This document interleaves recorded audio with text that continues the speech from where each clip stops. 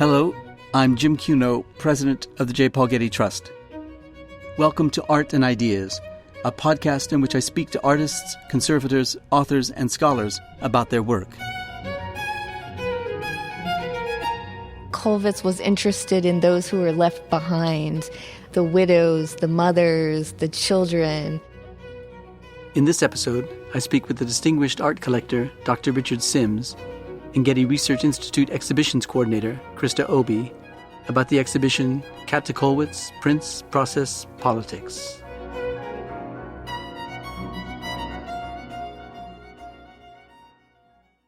Dr. Richard Sims was born in New Orleans in 1926, graduated from Xavier University, served in the U.S. Army during the Second World War, took his dental degree from Howard University, and then settled in Los Angeles, where he's worked for more than 60 years. Over that same period of time, Dr. Sims has built a renowned collection of modern master prints, especially those of the expressive realist artist Käthe Kollwitz. Kollwitz was born in 1867 and died in 1945. She came from a politically active socialist family and began drawing lessons when she was 12 years old. She is best known for her prints and drawings, which often focus on difficult subjects such as hunger and death. Her work is the subject of an important and moving exhibition at the Getty Research Institute titled Käthe Kollwitz, Prints, Process, Politics, drawn from the more than 650 prints and drawings Dr. Sims gave to the Getty in 2016. I recently toured the exhibition with Dr. Sims and the Getty Research Institute's exhibitions coordinator, Christa Aube. We recorded this podcast in the exhibition galleries. Thank you, Richard and Christa, for joining me on this podcast. Richard, you were born and went to college in New Orleans. Tell us what life was like for you in those early years in the 1920s, 30s, and 40s. I was born in 1926. I went to college in New Orleans, 1942. I was 16. They couldn't afford to send me to college, but the university gave the incoming freshmen tests in English, in French, and in math. And the three highest scores among the freshmen got their tuition for free. And so I figured out which one I wanted to take, and I took English.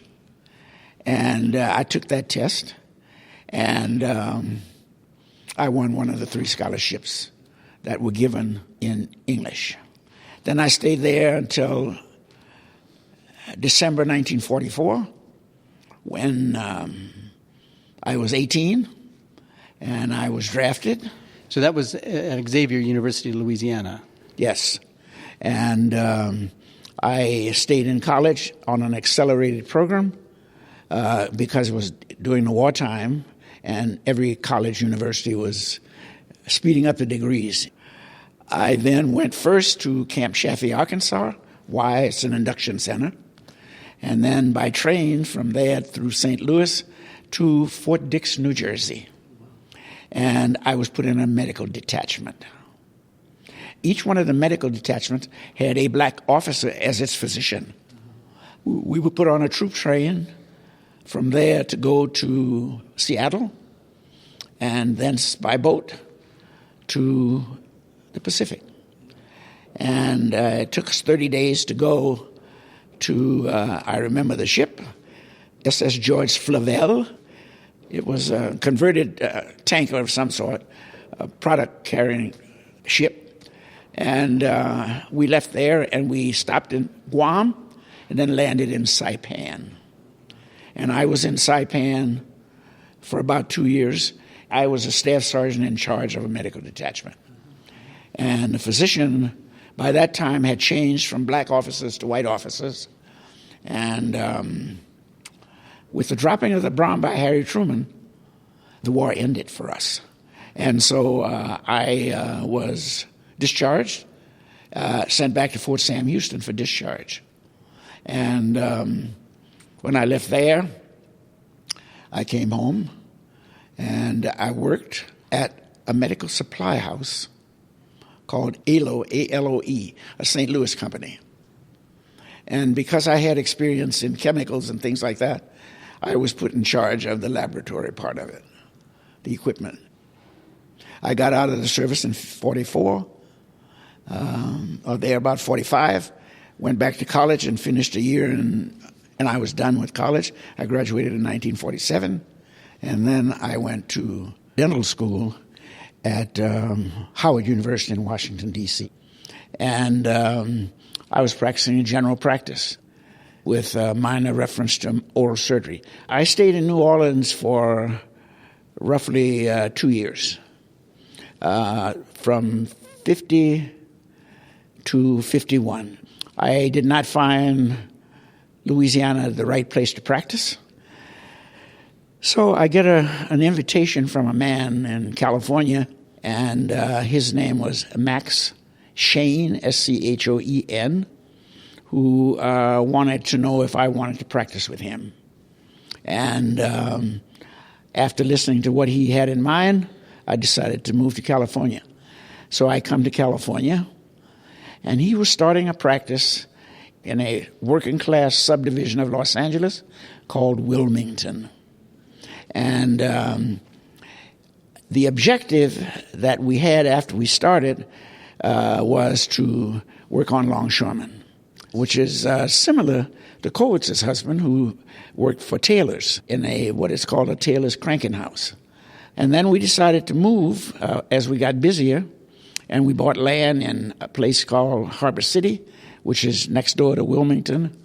And then finally, we decided we needed an orthodontist because we were a revolving door for orthodontists. And the objective was to educate each one of us in different specialties so that we could continue to practice what we needed. Wilmington is not a place where people in Los Angeles wanted to go. So we had to educate our own. Right, right. Okay, Richard, now tell us about how you first became involved with art. I was introduced to the arts when I was in college. The Catholic college I went to had a splendid library detached from the administration building, and you walked in a side door, and to the left there was another door that was kept locked. And then you turn and go upstairs. And on isolated occasions, the locked door was open. I walked in on one of those occasions when it was open, and I saw Black American sculpture, specifically an artist named Richmond Barthe, B-A-R-T-H-E. And mentally it registered as to what it was. And then I went on upstairs and did what I was in the library to do, and then I left. There was something else that introduced me to it. There used to be an ad in national publications called Draw Me, and it was for a art school in either Wisconsin or Minnesota. And if you could draw this picture and send it to them, they would let you know whether you had the talent to be an artist. I participated in this Draw Me thing. I must have been 13 through 16. And my grandmother had an enormous influence on me. And I had to read to her every day, and she read to me. And she was not an educated woman. She was a domestic. In other words, she worked for a Caucasian some other place. And she walked with a rock. And she was one of 6 children, and they were born all in Natchitoches, Louisiana, north of New Orleans, but south of Shreveport, the border of Arkansas and Louisiana. And I never knew her family. But I had to read to her every day, and she read to me. And she talked to me a lot about what I should do or wanted to do. And I told her that I wanted to be an artist. And she spoke to her daughter, not yelled to her, my mother.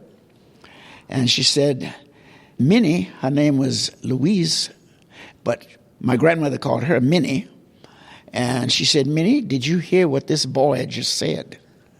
This boy said he wants to be an artist. She then turned to me and she said, boy, you are going to become a doctor. And that was the end of that conversation. Okay.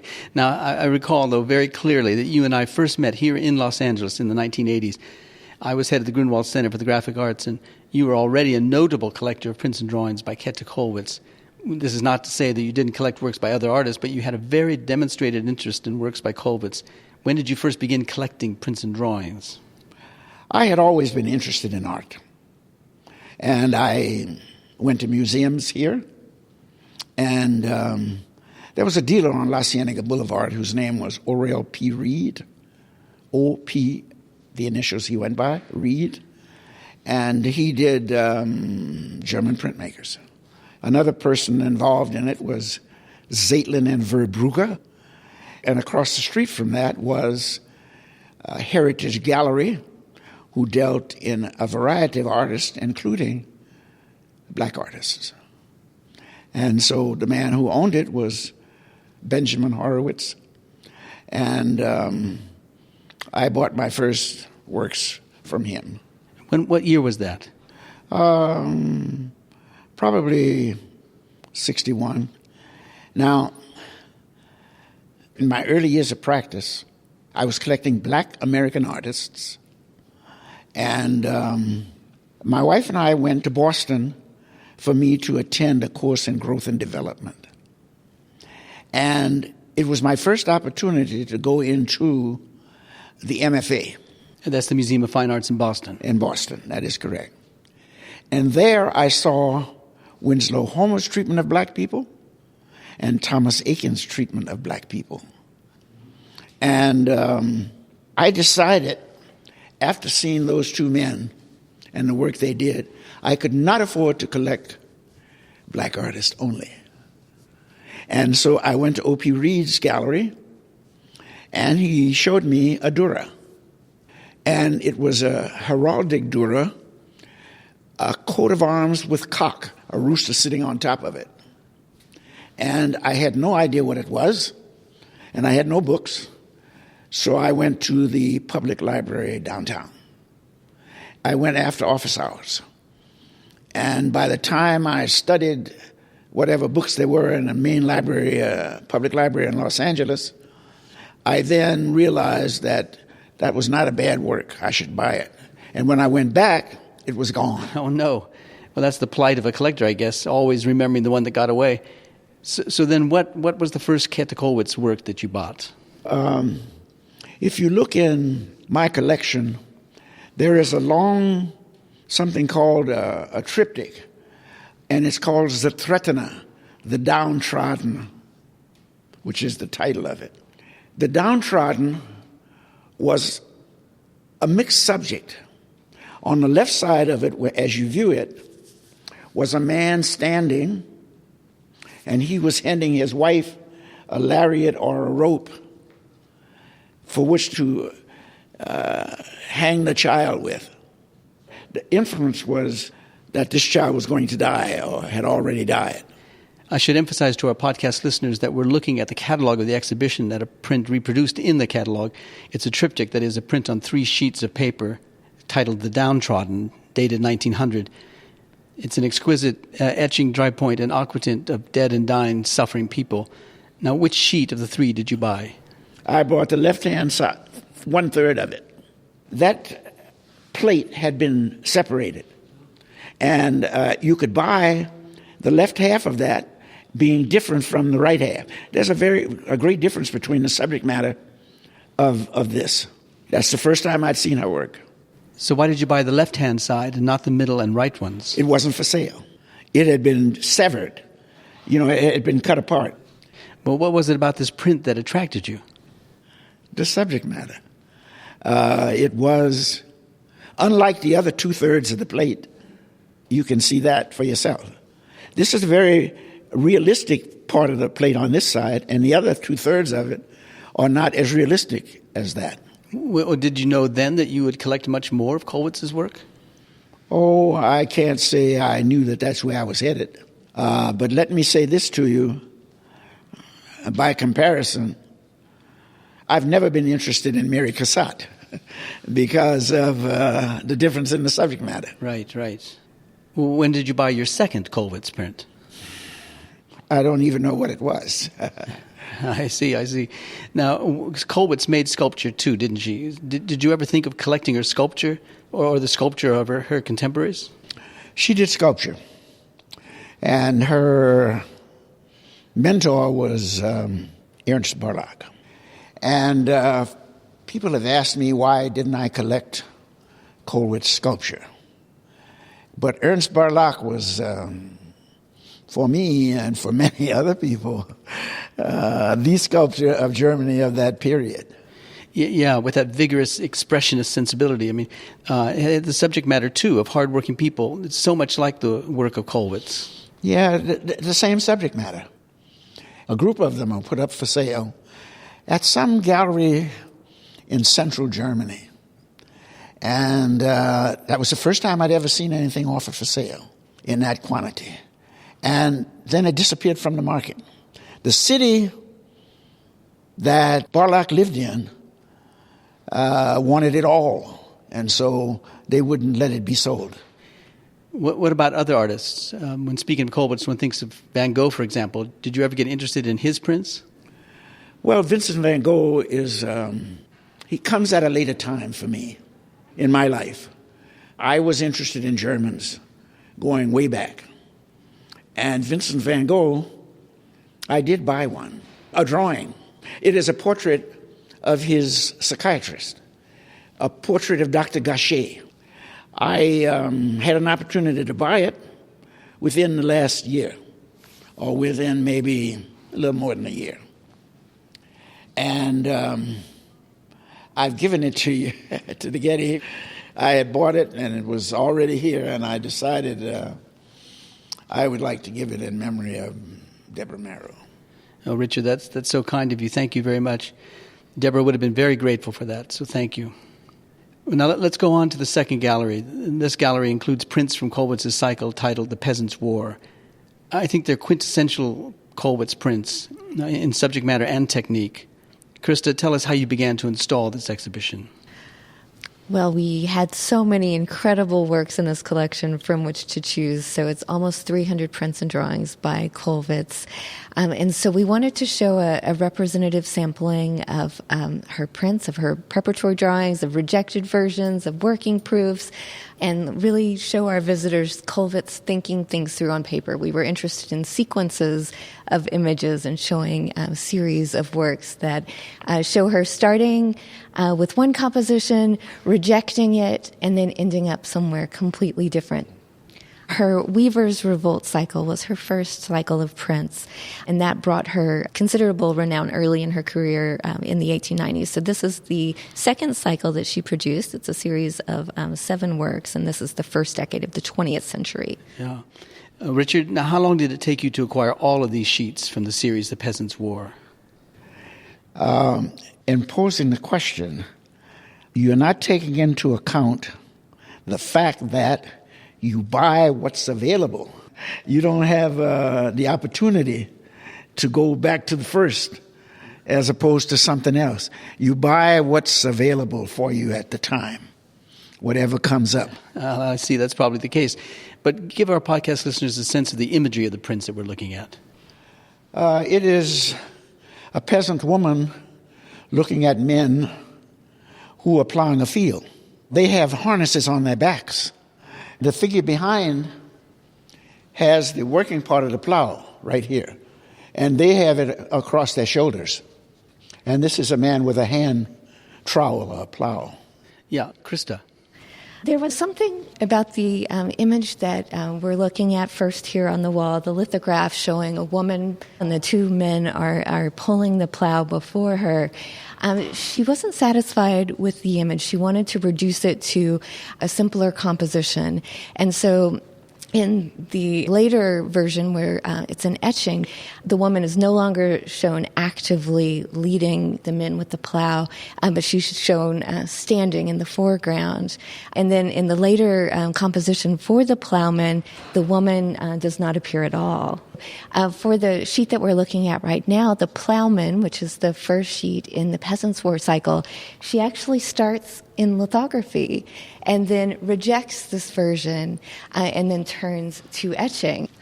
I think etching and in mixing these intaglio processes really allowed her to build up these layers of tone and texture to give a real mood to the works in the Peasants' War. And it was the right visual language for her in the first decade of the 20th century. Let's move on to the second sheet in the cycle, called Raped. We have a preparatory drawing for the print, and the print itself here on display. Christa, could you describe the print for us? It's a challenging subject. We see this woman's body sort of splayed out in this landscape. The Peasants' War, the subject comes from the 16th century Peasants' War, and so Kollwitz is giving us sort of a modern reimagining. We are seeing peasants and workers pushed to their very breaking point. We've already seen the plowmen, the oppression, the suffering, and then in Raped we see how this woman has suffered, and it's going to be experiences like this that are going to lead the peasants to revolt in the Peasants' War. Now the subject matter seems to foreshadow the violence of the First World War, which will, of course, begin in less than a decade. Absolutely. I think she's just showing the horror, the brutality, the violence, the suffering of the working class. In response to the War of 1917, she lost a child. And she has pictures of mourning parents that are bronze in a cemetery in Belgium. She did many pictures of the parents affected by the loss of that child in the war. Yeah. Now, what about these two impressions of the print, titled Arming in a Vault from 1902? Richard, the one on the left, lithograph, is bold in its use of color, this bright, fiery oranges and reds. What can you tell us about this print?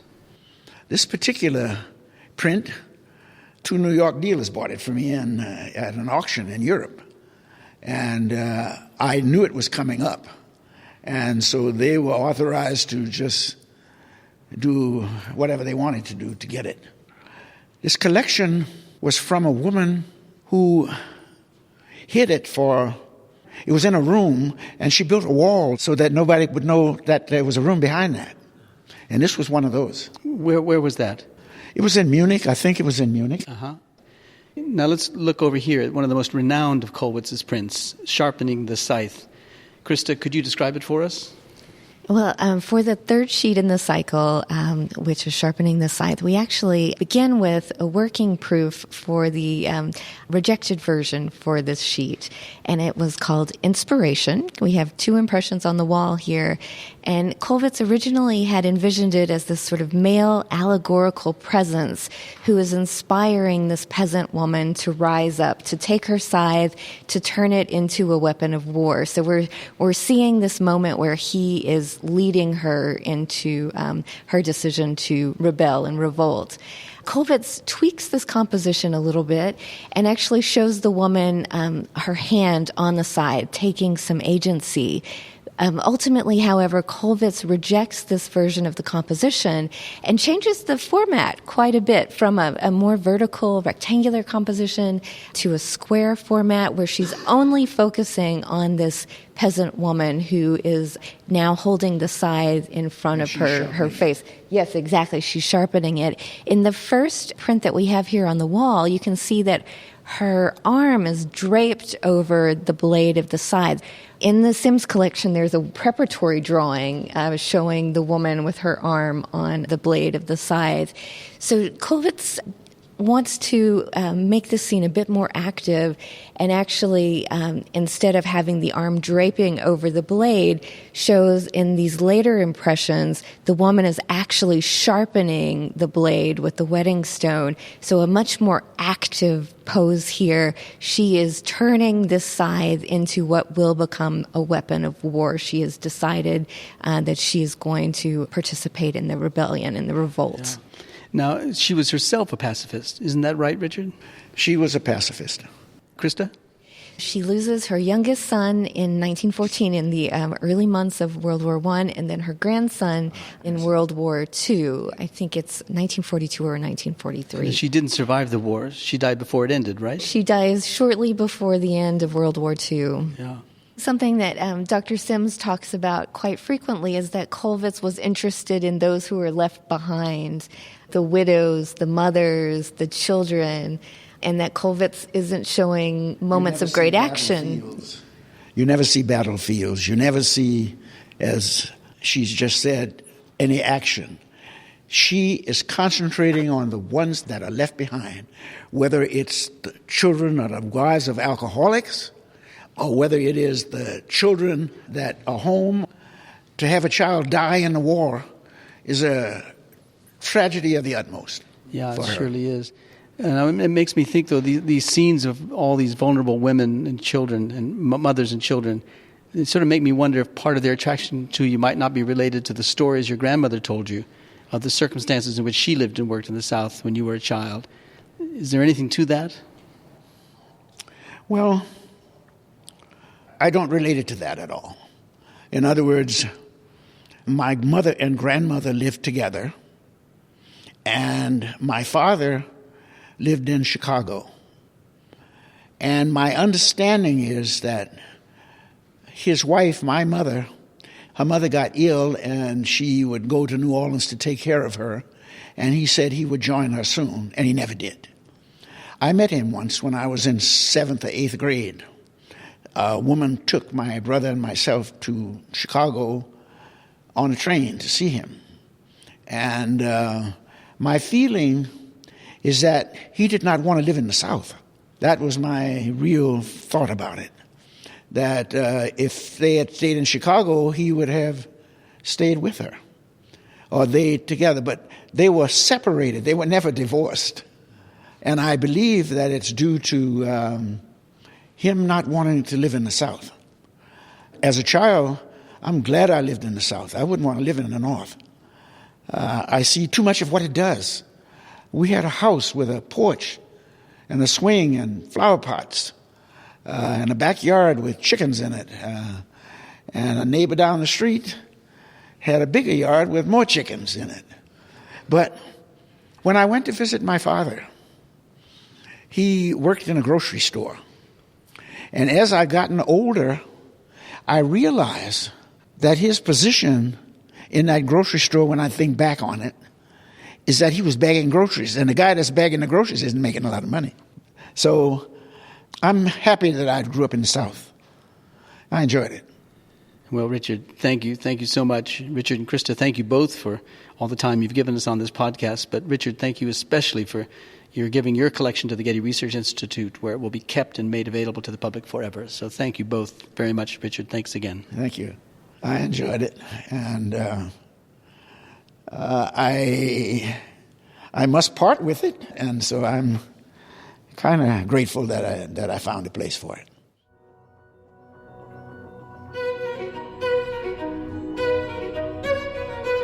Käthe Kollwitz, Prince Process Politics, will be on view at the Getty Center through March 29, 2020. Our theme music comes from the Dharma at Big Sur, composed by John Adams for the opening of the Walt Disney Concert Hall in Los Angeles in 2003. It is licensed with permission from Hendon Music. Look for new episodes of Art and Ideas every other Wednesday. Subscribe on Apple Podcasts or Google Play Music. For photos, transcripts, and other resources, visit getty.edu/podcasts. Thanks for listening.